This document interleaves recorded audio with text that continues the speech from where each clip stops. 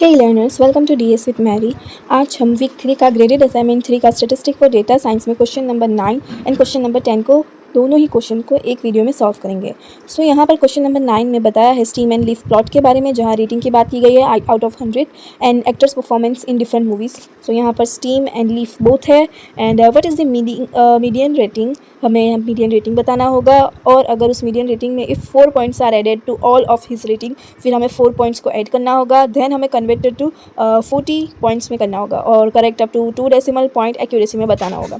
Alright, तो सबसे पहले जो स्टीम एंड लीफ है उसको हम अच्छे से ऑर्गेनाइज करके लिखते हैं। सो 4 एंड 6 हो तो वो हो जाएगा 46, 5 0 हो तो 50 एंड 5 2 5 5 5 7 एंड 5 8 then 6 4 6 6 6 8 6 9 7 9 8 4 एंड 9 1। तो ये टोटल जो हमें नंबर्स मिले हैं यहाँ पर वो 13 हो रहे हैं। और जो मीडियन होगा वो बिना किसी फॉर्मूला के अप्लाई किए डायरेक्ट हम सोच सकते हैं। लाइक जो अगर 13 है तो अगर हम उसे 6 एंड 6 दोनों को प्लस करके 12 होता है, तो एक जो होगा वो नंबर बचेगा, तो वो जो मिड वैल्यू होगी हमारी यहाँ पर तो वो होगी 64। मीन्स मीडियन, हमें मीडियन मिल चुका है।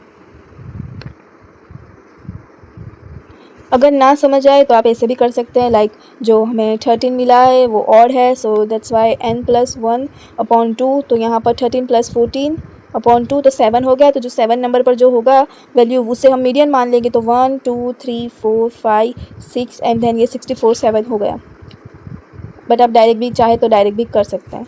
ओके, अब हमें बताया क्या था, हमें ये बताया था कि आपने median rating, what is the median rating, yes हमने वो फाइंड कर लिए। अब हमें पॉइंट्स के बारे में बताना है। अगर उस पर 4 पॉइंट्स ऐड हो तो हमारा 4 पॉइंट्स अगर हम ऐड करें तो वो हो जाएगा 68।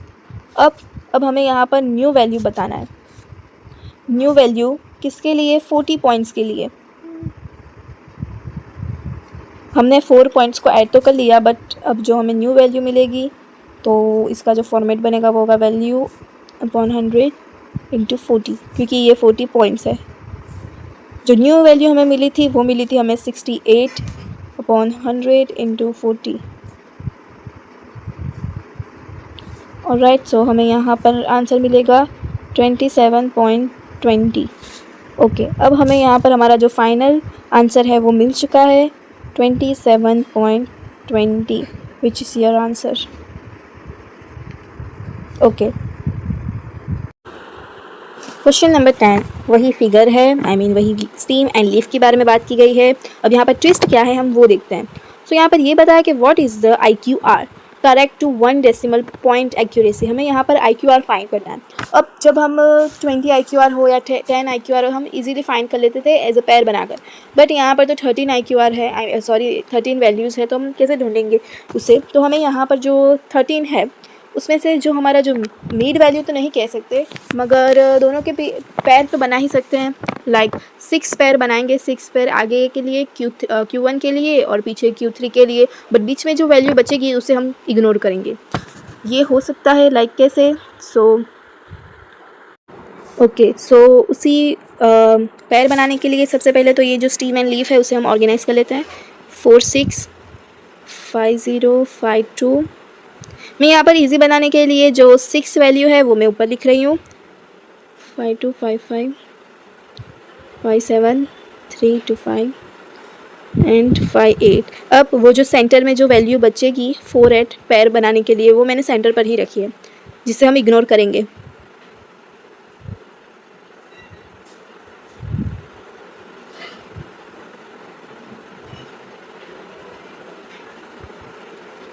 ओके, अब हम यहाँ पर इजीली पैर बना सकते हैं।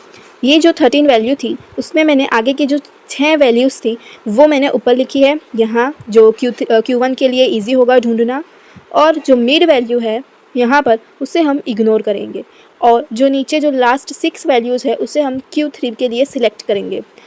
अब यहाँ पर अभी भी हमें जो Q1 है वो स्पेसिफिक ढूंढना बाकी है। वो कैसे ढूंढेंगे? तो 58 को कैंसिल करेंगे 46 के साथ, 57 को कैंसिल करेंगे 50 के साथ। अब बीच में ये जो 2 वैल्यूज़ मिलेगी हमें, उन दोनों का हमें एवरेज निकालना होगा। लाइक 55 + 52 करेंगे प्लस करेंगे और डिवाइड करेंगे 2 के साथ। सेम फॉर यहाँ Q3 के लिए भी 66 कैंसिल होगा 91 के साथ, 84 कैंसिल होगा 68 के साथ। तो यहाँ पर जो 69 एंड 79 वैल्यू रहेगा उसे हम दोनों का प्लस कर एवरेज निकालेंगे 2 के साथ। उसके बाद ही हमें स्पेसिफिक Q3 एंड Q1 की वैल्यू मिलेगी जिसका हम माइनस करेंगे। अब उसी जो Q1 है, Q1 के लिए हमें मिला था 52 प्लस 55/2 और यहाँ पर हमें 107/2 जो हमें Q1 मिलेगा 53.5। सेम फॉर हम Q3 भी करेंगे। Q3 के लिए 69 प्लस 79 डिवाइड 2, तो हमें यहाँ पर इसका जो टोटल होगा वो होगा 148 डिवाइड 2 एंड यहाँ पर हमें मिलेगा 74। ओके, सो हमें Q3 की वैल्यू मिल चुकी है 74 एंड Q1 के लिए भी हमें 53.5 ही मिल चुका है। अब हम उसी दोनों वैल्यू का IQR निकालेंगे।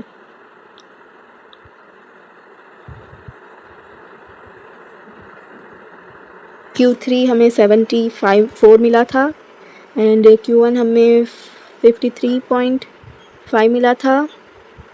तो इन दोनों का माइनस करने से हमें 20.5 जो हमें करेक्ट 1 डेसिमल में लिखने को भी कहा था। ओके, सो हमें हमारा फाइनल आंसर जो है वो मिल चुका है 53.5 विच इज़ योर आंसर।